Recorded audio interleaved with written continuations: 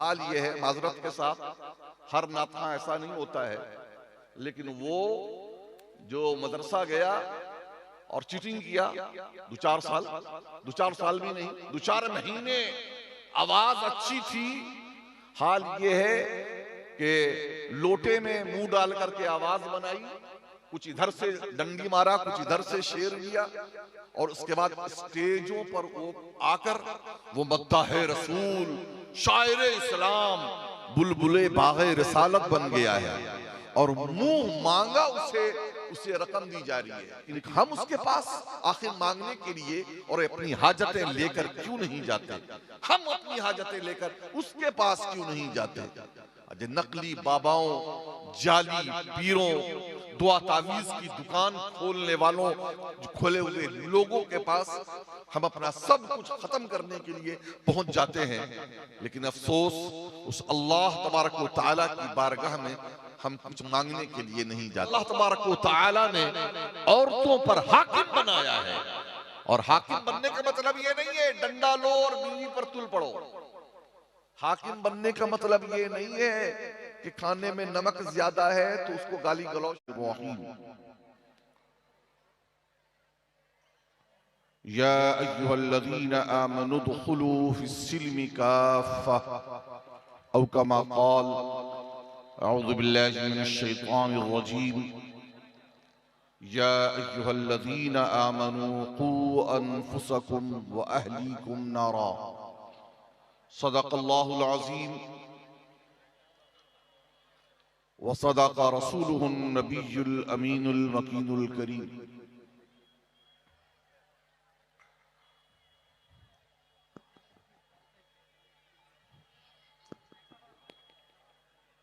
रज़ाए Mustafa conference का ये तीसरा दिन है, और आप हजरात आज भी इशा के बाद से ही,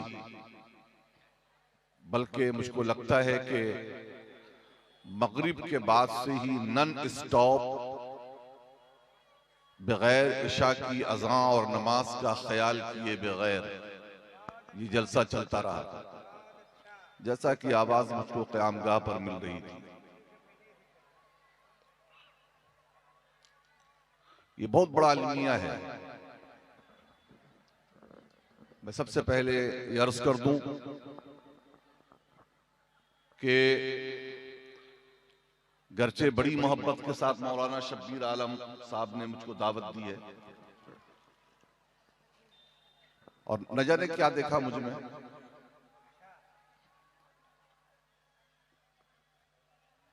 लेकिन मैं किसी जलसे वाले, किसी सदर सेक्रेटरी और किसी पीर साहब को खुश करने के लिए तकरीर नहीं करता हूं। यही वजह है कि एक बड़ा तबका मुझसे नाला भी रहता है, यार दो में से किसी एक को खुश किया जा सकता है, या तो अल्लाह के बंदों को खुश कर लो या तो अल्लाह के खुश कर लो। ये मुमकिन नहीं है कि आप अल्लाह के बंदों को भी खुश करें, उनकी भी चापलूसी करें, अल्लाह भी खुश रहे।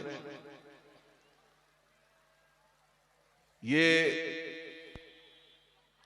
हम लोग जब दूसरी जगह निकलते हैं, दूसरे स्टेट में, तो सड़क पर मस्जिद तलाश करनी पड़ती है। 50 किलोमीटर, 100 किलोमीटर, 200 किलोमीटर के बाद शायद कोई मस्जिद सड़क पर मिल जाए तो राहत मिलती है, चलो भाई नमाज भी अदा कर लेते हैं, फ्रेश भी हो जाएंगे, अगल बगल में कुछ ना कुछ होटल भी होगा, कुछ खा पी लेंगे। लेकिन यहां हर 10 कदम के बाद अल्हम्दुलिल्लाह सड़क पे मस्जिद नजर आती है, कोई मसला नहीं। इतनी बड़ी कसीर आबादी,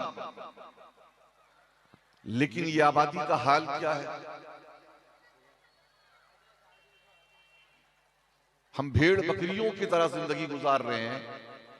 माजरत के साथ मैं उलमा और अपने बात तल्ख महसूस जरूर होगी, लेकिन कैफियत कुछ इसी किस्म की हो गई है। कल मैं इस्लामपुर में था, एक बंदा आया मेरे पास, कहा बेटा तुम्हारा कहां पढ़ता है? कहा फला स्कूल में पढ़ता है, लेकिन हजरत वो अपना स्कूल नहीं है, वो अहले हदीस वालों का स्कूल है। मैंने गौर किया और इलाके के लोगों से मालूम किया तो मालूम हुआ ये पूरे किशनगंज पूर्णिया के इलाके में स्कूल तो जाने दें, अपने अहले सुन्नत के कायदे का एक मदरसा भी नहीं है। मैं कुछ मदरसों का नाम नहीं लेना चाहता कि जिस मदरसों में जाने का मौका मिला तो खंडर का मामला था और अजीब व गरीब कैफियत थी। इन सब बातों पर इंशाअल्लाह तबारक व तआला मैं कुछ अर्ज करूंगा। अर्ज ये करना है कि मेरे लिए मजमा कोई माना नहीं रखता है। अगर हजारों भी हो तो ठीक है, और कोई एक बंदा भी अगर दीन सीखना चाहे, अपने इल्म में इजाफा करना चाहे, तो अल्हम्दुलिल्लाह रब्बिल आलमीन। ये रिकॉर्ड्स मौजूद हैं यहाँ, दुनिया वाले सुनेंगे और जानने वाले जानते हैं।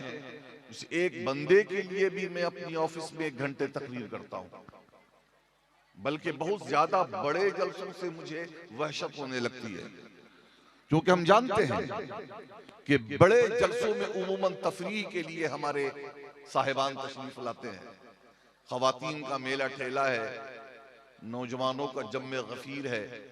जितने यहाँ नहीं मौजूद हैं उससे कहीं ज्यादा मेलों में है, खाने पीने में लगे हैं।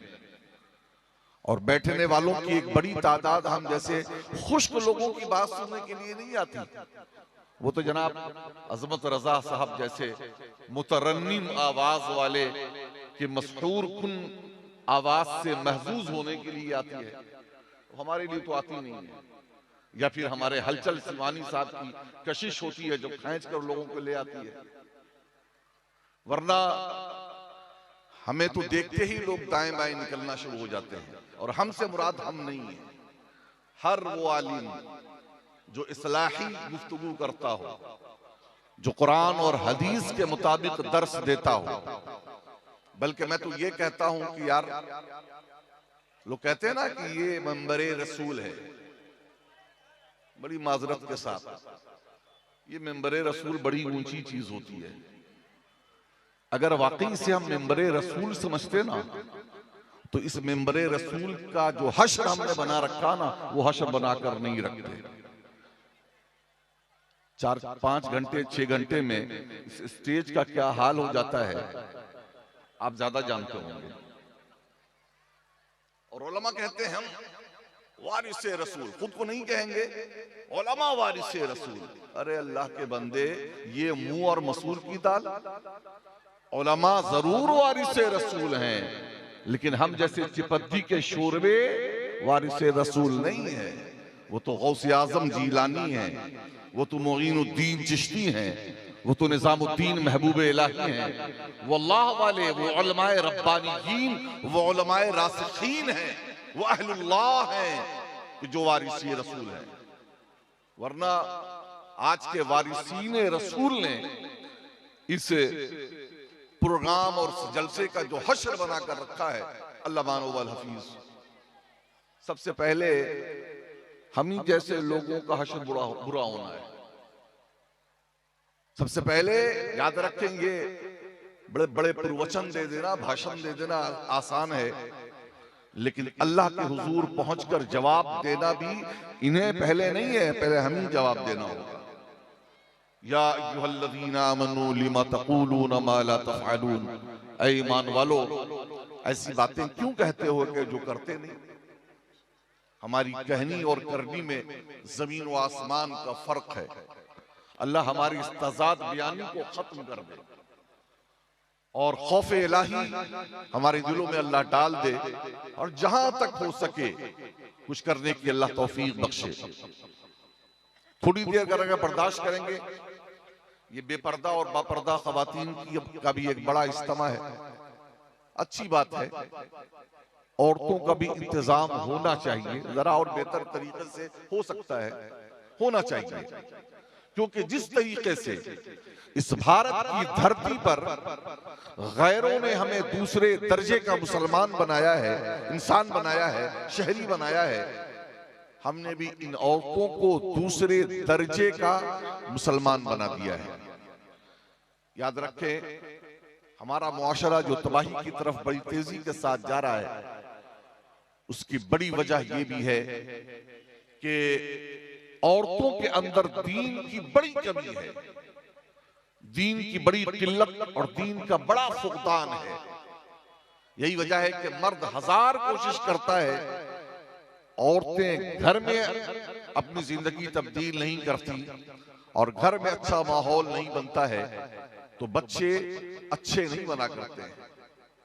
मेरे प्यारों और खवातीन, जरा सा अपने स्टाइल में इन लोगों को कहीं ना बैठने के लिए, ये बैठ जाए या तो चली जाए, जरा सा इन लोगों को कहिए, जरा आप मैकवा लेकर बैठ जाइए, आप मैकवा कीजिए, आप बैठ जाइए, नारा लगाने की जरूरत नहीं, खाली लोगों को टटाई करनी है। मेरी माँ बहन, आप लोग घर चली जाओ या चुपचाप बैठो, जो जा रही है जल्दी से निकल जाए, सब चली जाएंगी तो भला हो जाएगा, सब चली जाओ आराम, आने से चुपचाप बैठो, एकदम कोई नहीं बोलेगा, आराम से बैठिए चुपचाप, चेहरा को ढक के बैठो, चेहरा ढक के बैठो, फेस छुपाओ।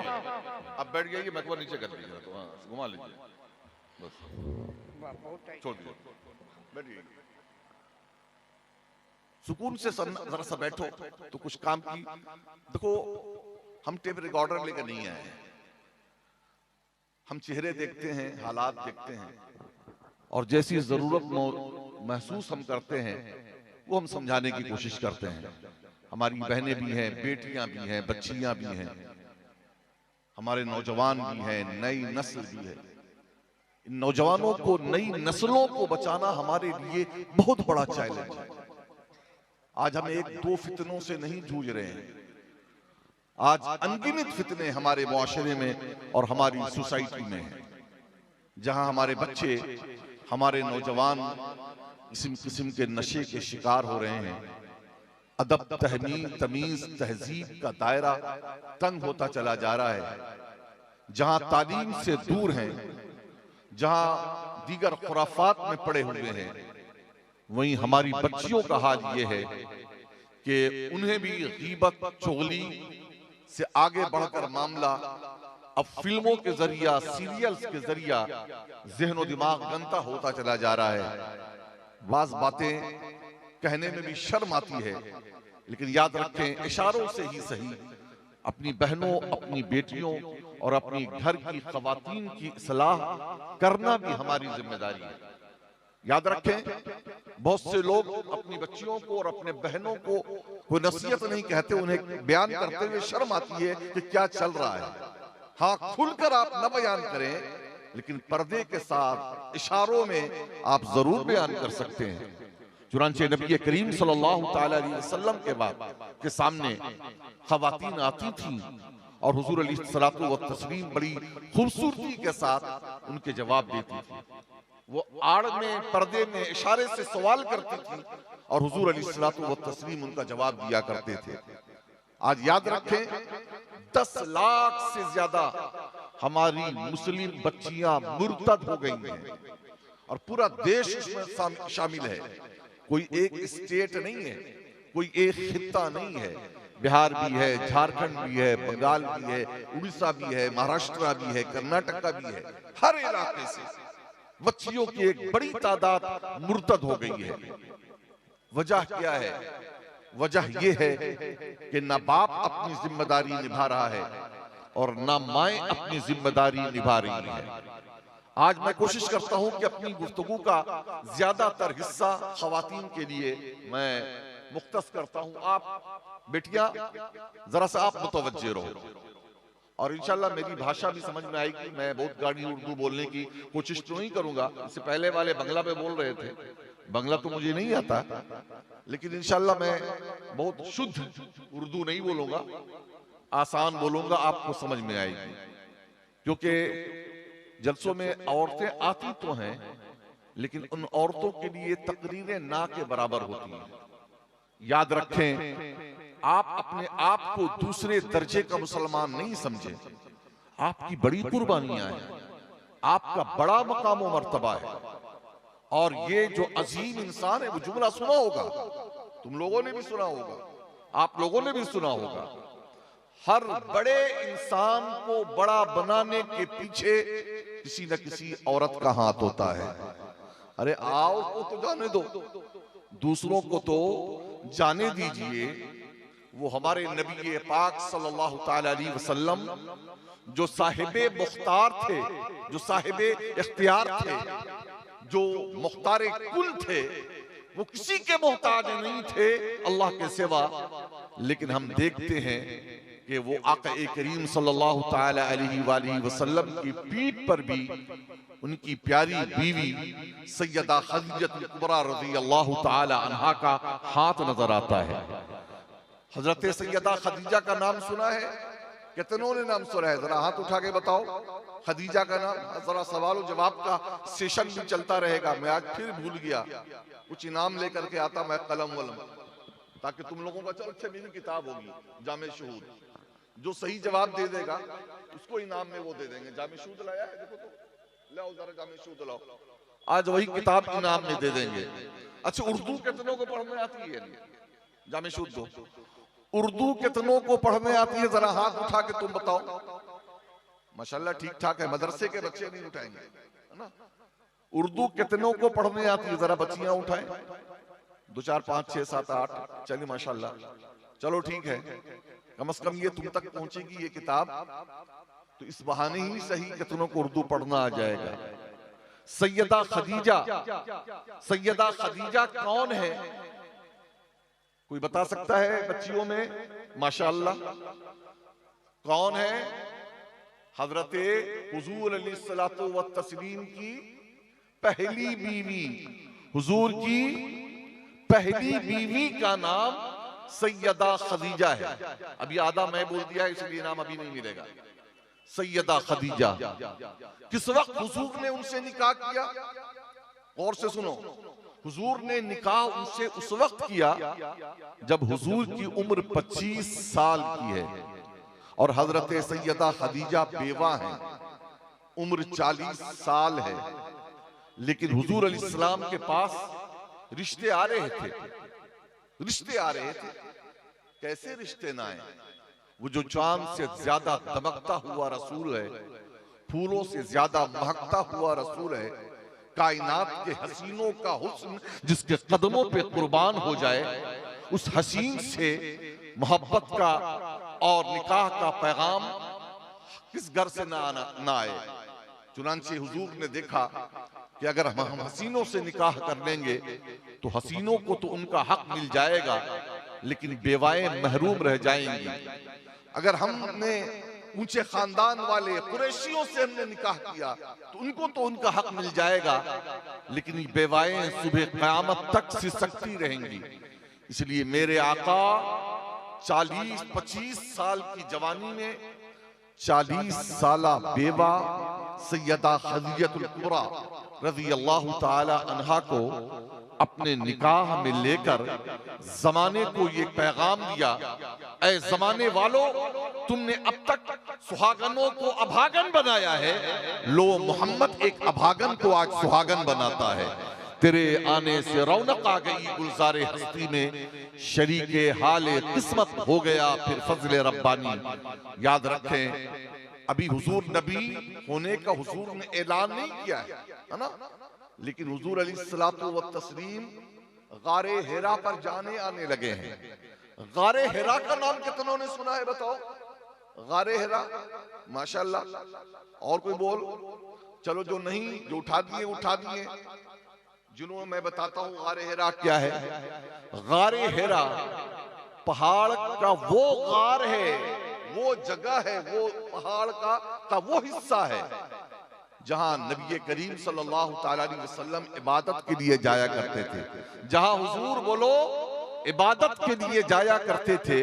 और सबसे पहली कुरान की आयत जहां नाजिल हुई है, उस जगह का नाम गारे हिरा है। उस जगह का नाम क्या है? गारे हिरा है। बेटा यूट्यूब वाले यूट्यूबर रिकॉर्डर, बेटा जरा सा रिकॉर्ड भी किया करो और कुछ सुना भी करो, है ना। यूं जो रिकॉर्ड करने वाले रहते हैं वो अपने ही में मस्त रहते हैं। तुम लोग बहुत अच्छा काम करते हो, है ना। इसके जरिए आप उलमा के पैगामात को, शुरा के शायरी को, नातों को जमाने तक पहुंचाते हैं। लेकिन प्यारे, जरा उसको गौर से सुनकर उसकी अपनी जिंदगी में उतारने की भी कोशिश किया कीजिए, है ना। तो सुने, वो गारे हिरा वो है, हुजूर ऐलान नबुव्वत से पहले हुजूर का जाना आना होता था। कभी हुजूर 1 हफ्ते के लिए जाते, कभी 10 दिन, कभी 15 दिन, रवायतों में आता है कभी 40 दिन आका करीम सल्लल्लाहु अलैहि वसल्लम गारे हिरा में रहते थे। और हाल ये होता था कि हजरत खदीजा बेचैन हो जाती थी कि मेरे सरताज, मेरे आका आज 40 दिन से नहीं आए। मैंने थोड़ा सा खाना पानी भेजा था, न जाने किस हाल में होंगे, क्या खाते होंगे, क्या पीते होंगे। तो हजरत खदीजा खाना पानी लेकर गारे हिरा तक चलती हुई जाती थी। आज बहुत सारे हुज्जाज बैठे हुए हैं। कितने हाजी यहाँ पर बैठे हुए हैं, उम्रा करने वाले बैठे हुए हैं? हाथ उठा के बताओ, हाजी साहिबान उम्रा करने वाले, माशाल्लाह। तो आज जो नहीं भी गए हैं ना, आज तो वो वीडियो के जरिए सब कुछ देख लेते हैं। आज बेहतरीन चमकीली सड़कें हैं, चमचमाती कारें वहां तक जाती हैं। गारे हिरा की बुलंदी पर पहुंचने के लिए पहाड़ों पर सीढ़ियां भी बन गई हैं। लेकिन वो जमाना था कि जब रेतीली जमीन थी, संगलाख चट्टानें थी, ऊंची पहाड़ियां थी, रास्तों का कोई पता ना होता था। ऐसे मौके पर सैयदा खदीजा खाना और पानी की गठरी बांधकर सर पे रखकर अल्लाहू अकबर अपने आका की मोहब्बत में चलती हुई गारे हिरा तक पहुंचती थी और गारे हिरा से फिर उस पहाड़ की बुलंदी तक जाती थी। याद रखो, सीढ़ियां बनने के बावजूद आज हाल ये है कि वहां तक अच्छों की मजाल नहीं होती कि पहुंच पाए। मैं मक्का की सड़कों पर घूम रहा था, एक पाकिस्तानी ड्राइवर था। उसने कहा, हजरत न जाने कितने हट्टे कट्टे मुस्टंडे आते हैं, लेकिन ऊपर देखते हैं पसीना आ जाता है और रफू चक्कर हो जाते हैं। लेकिन हमने ये भी देखा है कि एक कमजोर बुढ़िया आका की मोहब्बत में वारिफ्ता आई है और अपना डंडा लेकर वो गारे हिरा पर चढ़ती है, उतरती है, चढ़ती है, उतरती है। पता चला कि हज का जो मामला है ना, वो हुजूर की मोहब्बत से तय हुआ करता है। अल्लाह की मोहब्बत, हुजूर अलैहिस्सलातु व तस्लीम का इश्क जिसके अंदर होगा, उसके लिए हज और उम्रा आसान हो जाएगा। और जिसके अंदर ये जज्बा मोहब्बत नहीं है, वो जाकर घूम कर तो आ सकता है, लेकिन उसकी अदायगी नहीं कर सकता है। ये सैयदा खदीजा रज़ी अल्लाह ताला अन्हा उस दौर में पहाड़ की बुलंदी पर जाती थी। और फिर जब हुजूर अलैहिस्सलातु व तस्लीम पर कुरान की आयत नाजिल हुई, सारी बच्चियां गौर से सुन रही हैं, औरतें सुन रही हैं गौर से। हुजूर पर जो कुरान की पहली 5 आयत नाजिल हुई हैं, जवाब दो, इनाम हासिल करो। वो कुरान की 5 आयत कौन सी हैं? वो कुरान की 5 आयत कौन सी हैं? पहले मैं औरतों से पूछूंगा, लड़कियों से पूछूंगा। कोई जानता है? कोई हाथ उठाए। कुरान की 5 आयत जो हुजूर पर नाजिल हुई वो कौन सी है? कोई बताएगा? कोई नहीं। इधर से कोई बताएगा? मदरसे वाला तो बच्चा है, ये भी मदरसे से है बेटा, मदरसे से है। बड़े मियाँ हैं, बुजुर्ग हैं। कोई और ऐसा नौजवान जो स्कूल से है, कॉलेज से हो? स्कूल और कॉलेज वाले समझते हैं स्कूल से हो, कॉलेज से हो, आजा। आज अफसोस ये है कि स्कूल और कॉलेजेस में पढ़ने वाले बच्चे समझते हैं कि नमाज मदरसों में पढ़ने वाले बच्चों के लिए। दीन जो सीखना है वो मदरसों के बच्चों को सीखना, हमें सीखने की जरूरत नहीं है। हाँ बेटा सुनाओ जरा सा। माशाअल्लाह, जज़ाकल्लाहु खैरा। जरा इसके लिए नारा लगाओ, इसके जज्बे युस्ना। चल बेटा, नारे तकबीर, नारे रिसालत, नारे रिसालत, रज़ाए मुस्तफा कॉन्फ्रेंस, रज़ाए मुस्तफा कॉन्फ्रेंस। ज्यादा लंबा। हाँ, क्या पढ़ते हो तुम? High school. कौन सी क्लास में? चल माशाल्लाह, चल अल्लाह कामयाब करे। ये तरगीब दिलाने के लिए है यार। इतना आसान सवाल है। कितने दिनों से इस इलाके में हर 10 कदम के बाद दिख रहे बड़का पोस्टर है, गेट लगा हुआ है, जलसे दस्तारबंदी, फलाने कॉन्फ्रेंस, फलाने कॉन्फ्रेंस, फलाने कॉन्फ्रेंस। और तुम्हें ये मालूम नहीं है कि कुरान की 5 आयात जो नाजिल हुई है वो कौन सी आयात है? सूरह अलक की जो 30वें पारे में सूरह अलक है, बोलो, उस सूरह अलक की 5 आयात है। पहली आयत हम पढ़ते हैं, बकिया कुरान जाकर के कल पढ़ लेना।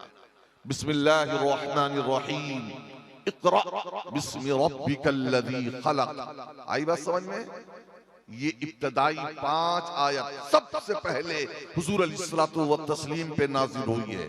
प्यारे, अफसोस की बात है कि हुजूर की नात कुरान से बढ़कर कुछ नहीं है ना? कुरान से कुछ बढ़कर नहीं है। हम तो जनाब शोरा को इस तरीके से नवाजते हैं कि ना पूछिए। आज हाल ये है, माजरत के साथ, हर नाता ऐसा नहीं होता है, लेकिन वो जो मदरसा गया और चीटिंग किया 2-4 साल भी नहीं, 2-4 महीने, आवाज अच्छी थी। हाल ये है कि लोटे में मुंह डाल करके आवाज बनाई, कुछ इधर से डंडी मारा, कुछ इधर से शेर लिया, और उसके बाद स्टेजों पर वो आकर वो मद्दाह रसूल, शायर इस्लाम, बुलबुले बाग़े रिसालत बन गया है। और मुंह मांगा उसे रकम दी जा रही है। उलमा की कोई कदर नहीं है ना, अपने शेखुल हदीस की कोई कदर नहीं, शेखुल तफसीर की कोई कदर नहीं, मुबल्लिगीन इस्लाम की कोई कदर नहीं, अइम्माए मसाजिद की कोई कदर नहीं। सारी कदर है तो इन गवैयों की है।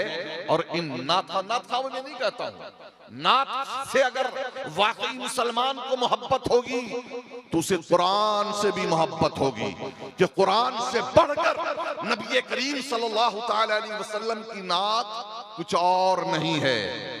कहने वाले ने कहा है और खूब कहा है कि नाते सरवरे कौनैन को समझने के लिए, नाते सरवरे कौनैन को समझने के लिए तुमको कुरान मुकद्दस को समझना होगा।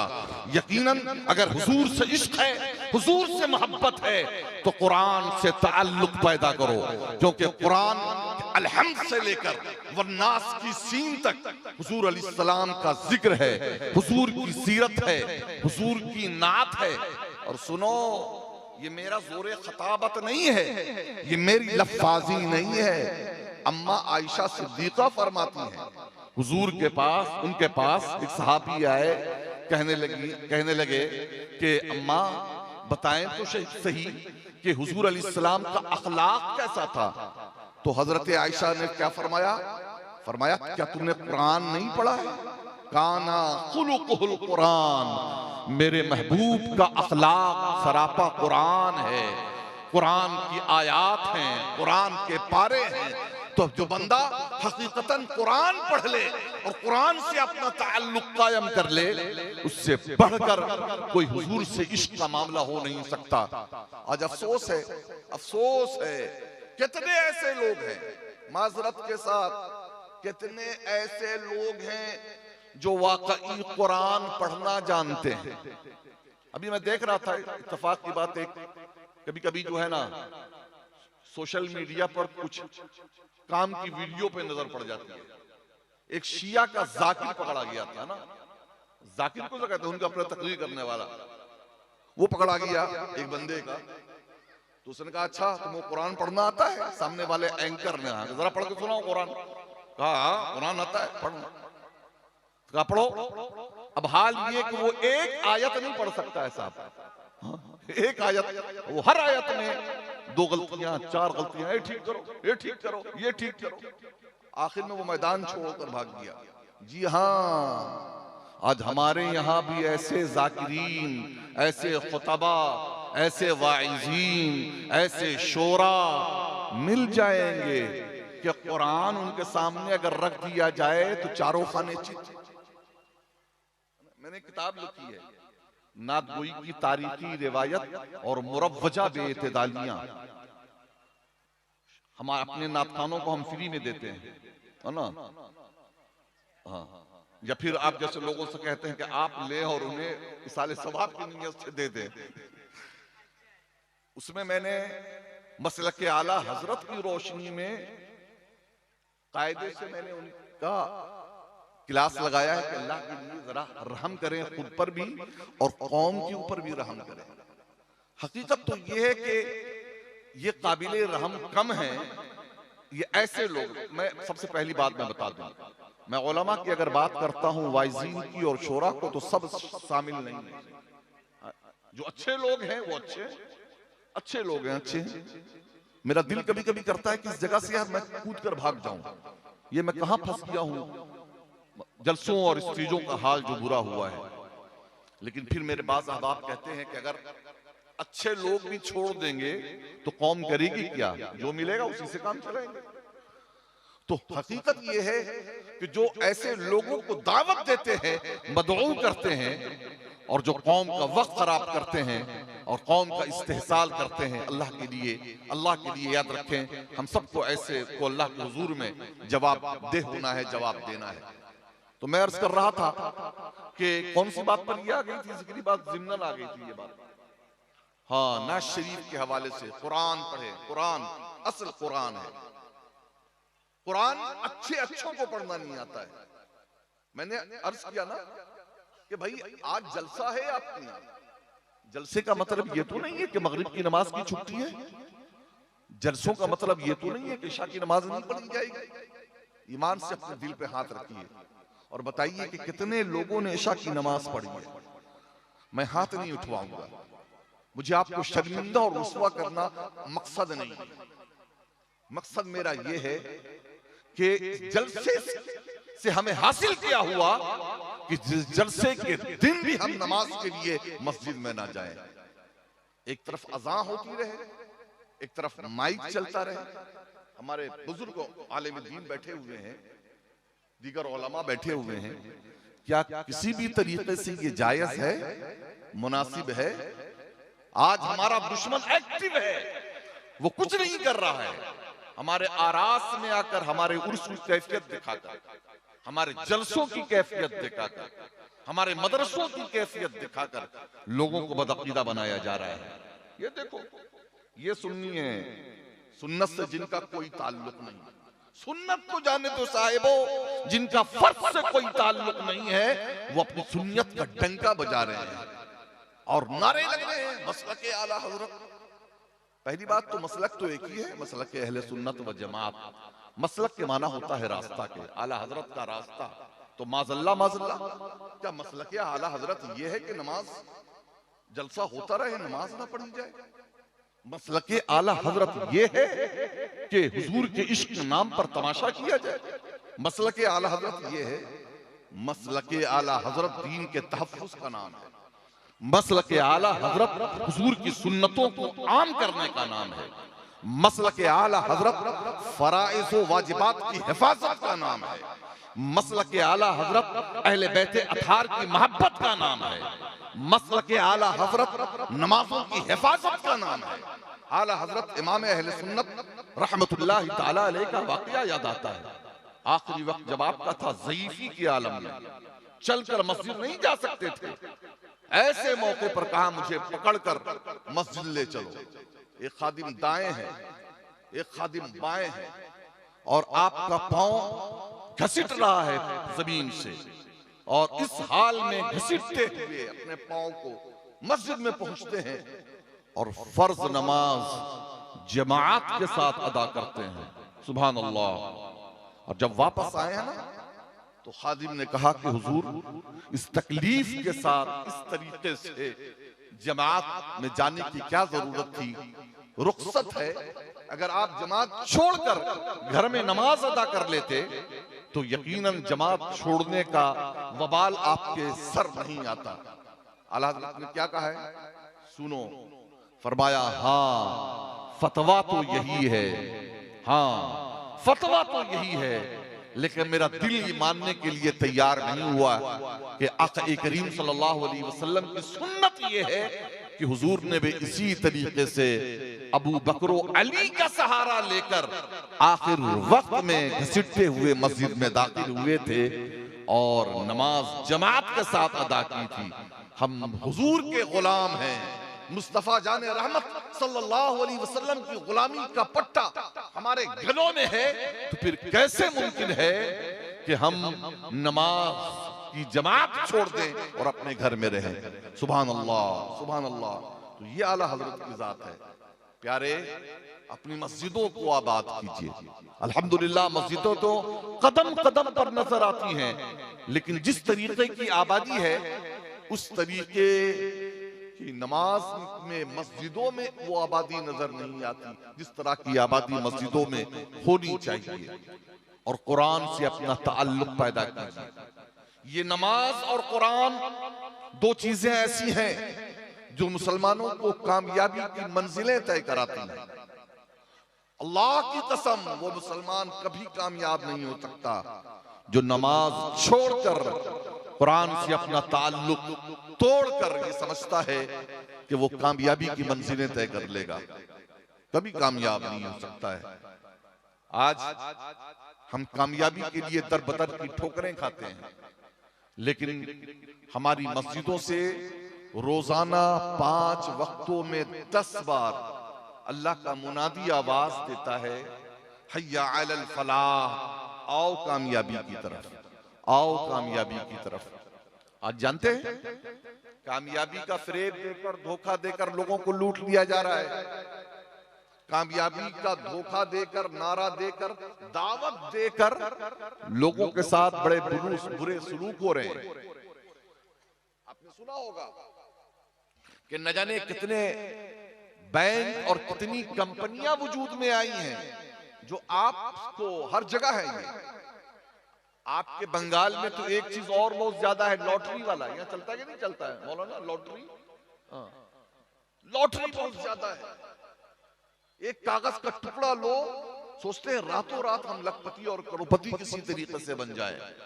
याद रखें, ये सब यहूदो नसारा की साजिशें हैं। शेयर बाजार है, स्टॉक एक्सचेंज है, ये सब क्या है?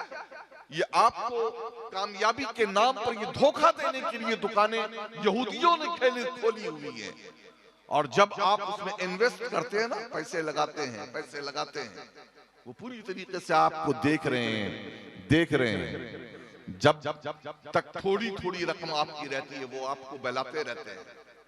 10 का 15 दे दिया, 20 का 25 दे दिया, 25 का 30 दे दिया, 500 का 600 दे दिया।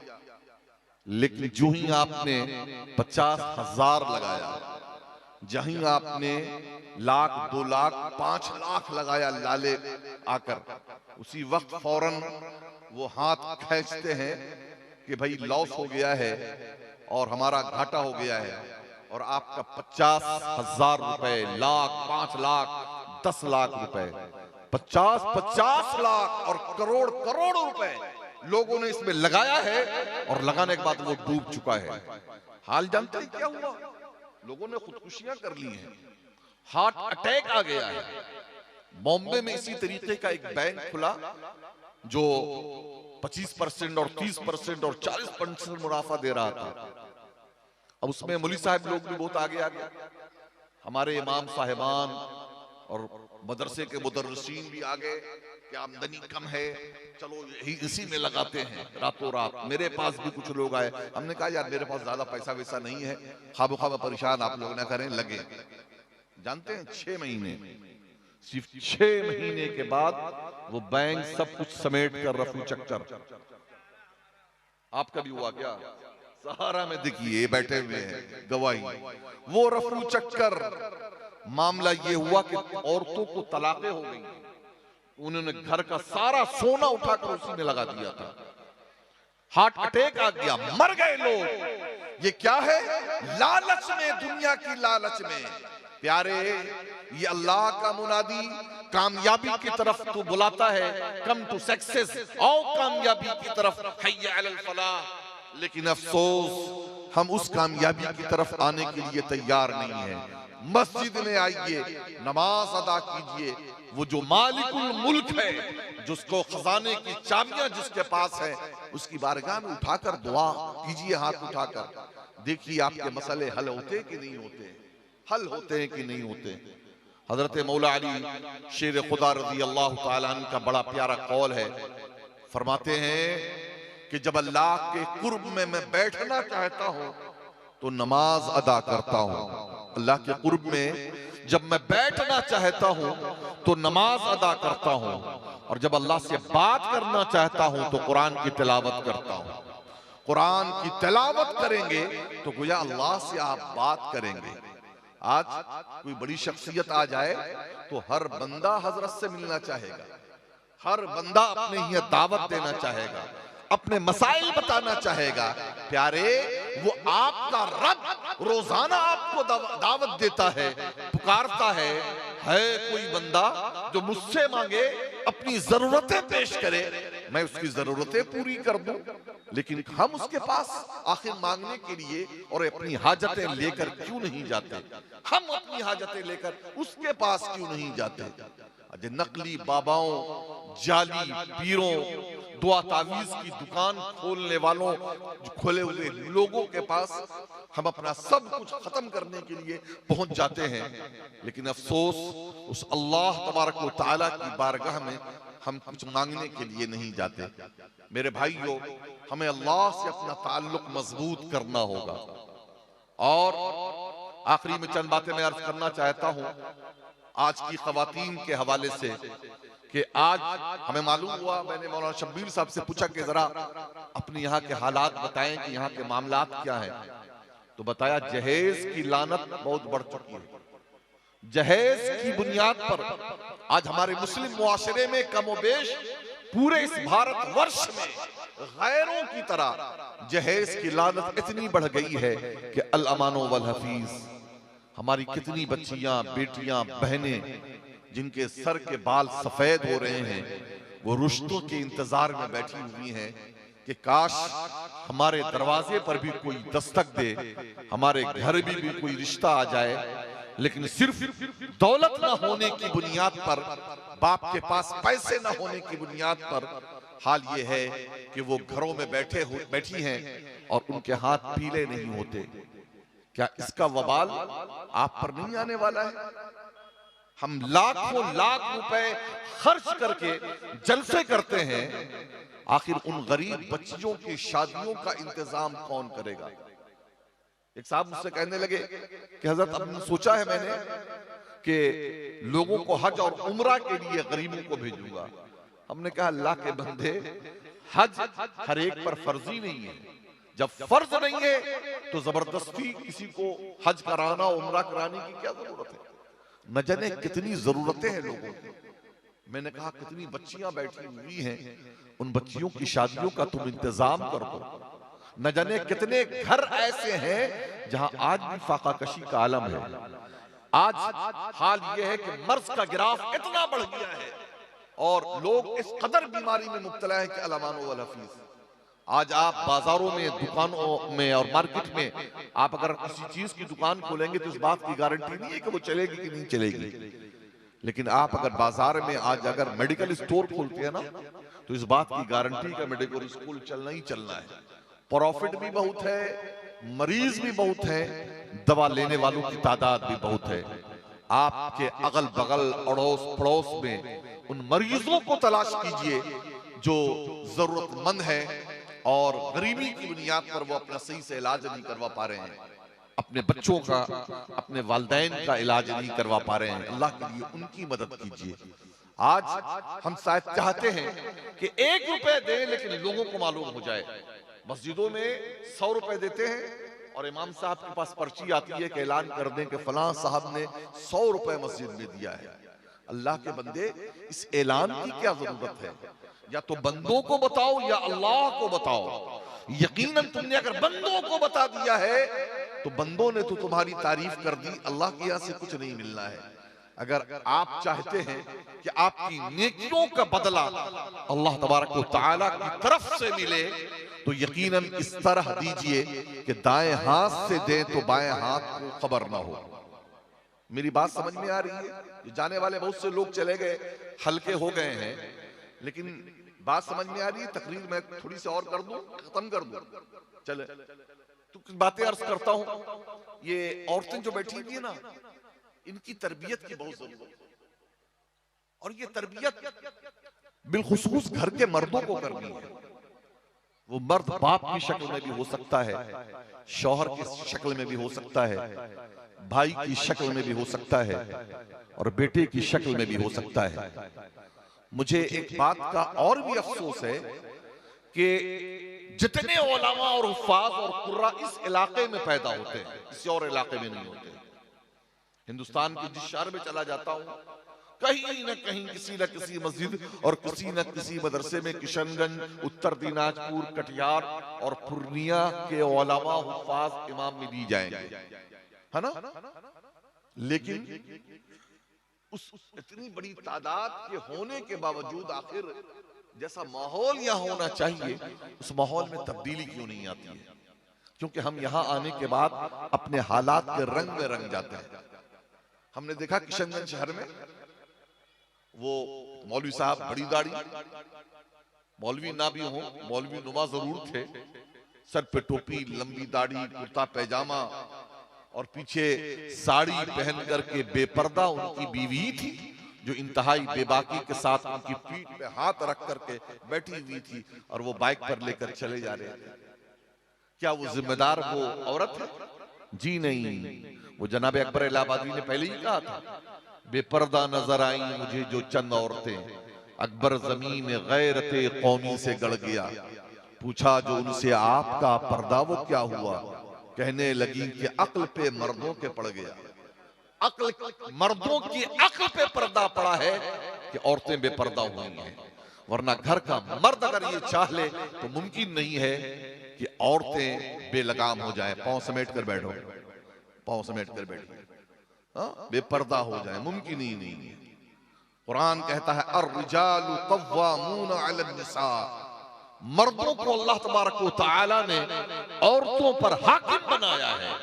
और हाकिम बनने का मतलब ये नहीं है डंडा लो और बीवी पर तुल पड़ो।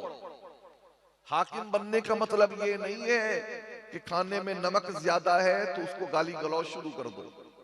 हाकिम होने का मतलब ये नहीं है कि किसी तरह की गलती हो जाए तो घर से निकाल दो।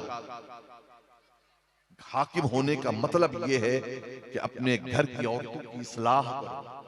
हाकिम होने का मतलब ये है कि अपने घर की औरतों को नेकियों की दावत दो। हाकिम होने का मतलब ये है कि घर की औरतों को नमाज के करीब लाओ।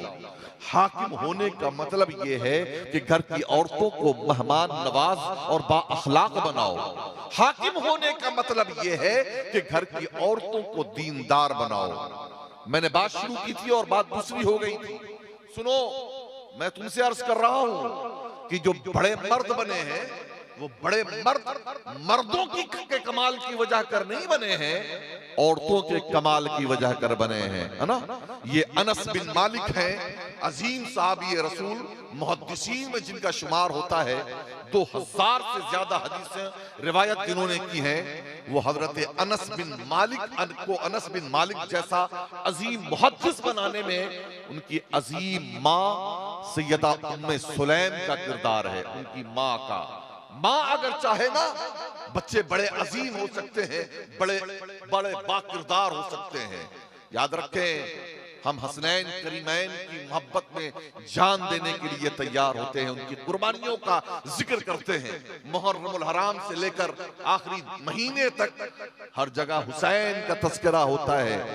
लेकिन मेरी ख्वातीन सुनो कि इन हुसैन को और हसन को ये मकाम और मर्तबा अता करने में उनकी माँ सैयदा फातिमा ज़हरा का कमाल है कि जिन्होंने उनको इस अंदाज में उनकी परवरिश की है कि अल्लाह ने वो मकाम और मर्तबा उन्हें अता फरमाया है। बायजीद बिस्तामी का नाम सुना होगा उन्होंने, न जाने कितने नाम हैं। वो बायजीद बिस्तामी आए अपनी माँ के पास, कहने लगे वालदा आज अल्लाह का बड़ा करम है कि अल्लाह ने ये मकाम मुझे अता किया है। मशाइख मेरे पास आते हैं, उलमा मेरी कदर करते हैं, उमरा और हुक्मा मेरे पास दोजानों बैठते हैं। माँ ने कहा बेटा बायजीद ये तेरा कमाल नहीं है, वो मेरी दूध का कमाल है जो मैंने वुजू करके तुझे पिलाया है। आज भी अगर तुम्हारे बच्चे हैं, दूध वुजू करके अपने बच्चों को दूध पिलाना शुरू करो, देखो तुम्हारे बच्चे कैसे होंगे। अल्लाह की कसम मैं लिख कर दे सकता हूं कि जरा वुजू करके अपने बच्चों को दूध तो पिलाओ। दूध पिलाते हुए गीबत न करो, दूध पिलाते हुए चुगली न करो, बच्चों की परवरिश करते हुए तानाजनी में मुब्तला न रहो, बल्कि बच्चों की परवरिश करते हुए दूध पिलाते हुए नगमे सल्ले आला तुम्हारी जबानों पर हो, कुरान की आयात तुम्हारी जबानों पर हो, तो फिर देखो कि बच्चों में उसके कैसे असरात मुरत्तब होते हैं। आज बुजुर्गों के करामतों पर लोग तनकीद करते हैं। ये गौसे आजम का बड़ा नारा लगता है और मनक़बत भी पढ़ी जाती है। ये शेख अब्दुल कादिर को गौसे आजम किसने बनाया है? वो खुद बन गए? अल्लाह ने तो बनाया ही बनाया है, लेकिन याद रखें वो शेख अब्दुल कादिर भी गौसे आजम बने हैं तो इसमें उनकी माँ उम्मुल खैर फातिमा का किरदार है। ये निजामुद्दीन महबूब इलाही बने हैं तो उनकी माँ सैयदा बीबी ज़ुलेखा का किरदार है। ये मखदूम जहां शेख शरफुद्दीन बने हैं तो उनकी माँ सैयदा बीबी रजिया का किरदार है। ऊपर से नीचे तक माओं की जिंदगियों का आप मुताला करें, आप देखेंगे जितनी शख्सियतें अजीम हुई हैं उनकी माएं भी बड़ी अजीम हुई हैं। आज भी आप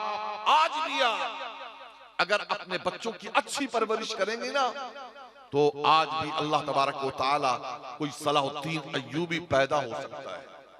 अच्छा, वो अब ये ना समझ ले कि सब कुछ औरतों ही को करना है, हमें कुछ करने की जरूरत नहीं, कोई बाप ये ना समझे।